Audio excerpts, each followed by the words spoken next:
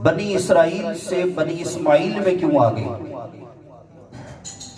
یہ عداوت اور یہ بغض ان کے سینوں میں موجود تھا، اور یہ آگ ہر وقت جلتی رہتی تھی،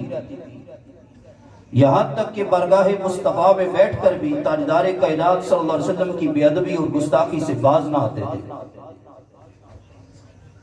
جہاں صحابہ کرام رضوان اللہ تعالی علیہم اجمعین راعنا فرماتے تھے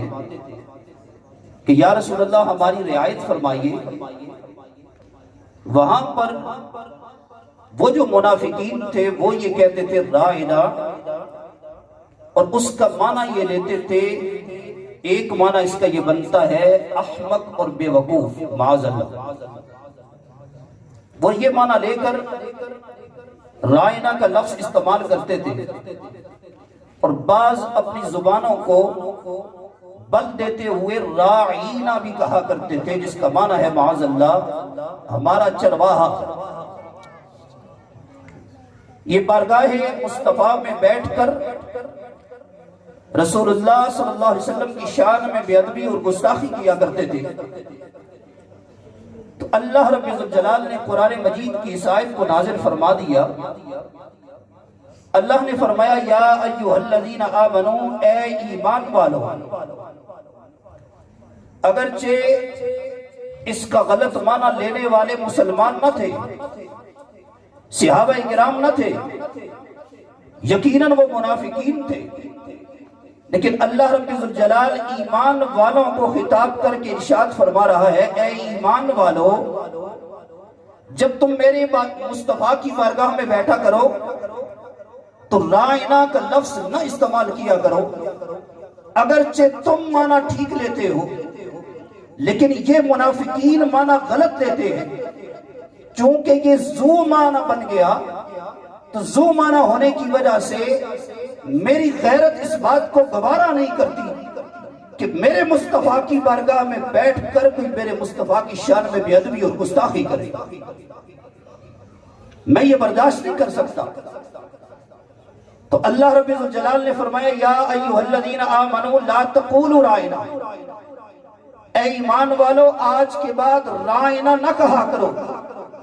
بلکہ جب تمہیں میرے مصطفیٰ کی بات سمجھ میں نہ آئے اور سمجھنے کے لیے جب تمہیں کچھ کہنا پڑ جائے تو یوں کہا کرو وقولوا انظرنا، یا رسول اللہ یہ بات سمجھانے کے لیے ہم پر نظر کرم فرمائیے، نظر کرم فرمائیے۔ اور آگے جو لفظ ہے نا واسمعوا، کہ جب میرا مصطفیٰ بات کر رہا ہو تو یہ بات کیوں پیش آتی ہے کہ تم یہ پوچھتے ہو کہ یا رسول اللہ دوبارہ بتائیے، غور سے کیوں نہیں؟ واسمعوا، غور سے سنا کرو، جب مصطفیٰ بات کر رہے ہوں تو ان کی باتوں کو غور سے سنا کرو۔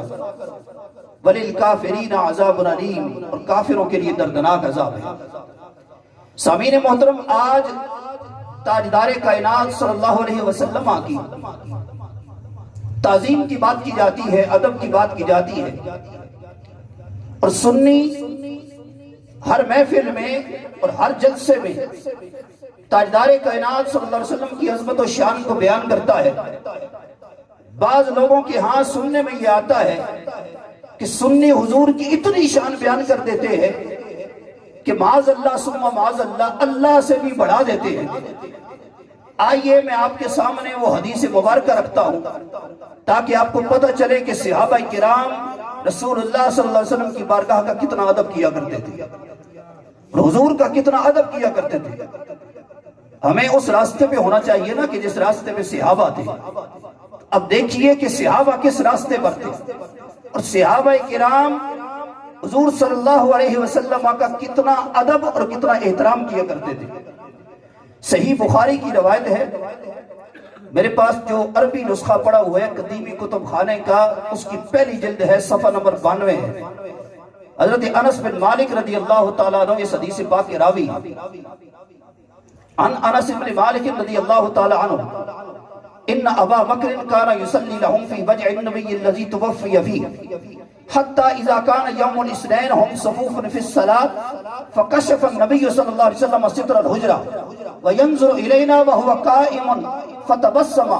فهممنا أن نفتتن من الفرح برؤية النبي صلى الله عليه وسلم ونكس أبو بكر على عقبيه وظن أن النبي صلى الله عليه وسلم خارجا إلى الصلاة فأشار إلينا أن أتموا صلاتكم أو كما قال. حضور سید عالم صلی اللہ علیہ وسلم اس وقت بیمار ہوئے. حالت بیماری میں حضور اپنے حجرہ انور کے اندر جلوہ فرما تھے. آپ نے یہ حدیث پاک دل کے کانوں کے ساتھ سننی ہے اور مجھے پھر یہ بتانا ہے کہ صحابہ حضور کا کتنا ادب کیا کرتے تھے. حضور اپنے حجرہ مبارک کے اندر جلوہ فرما ہے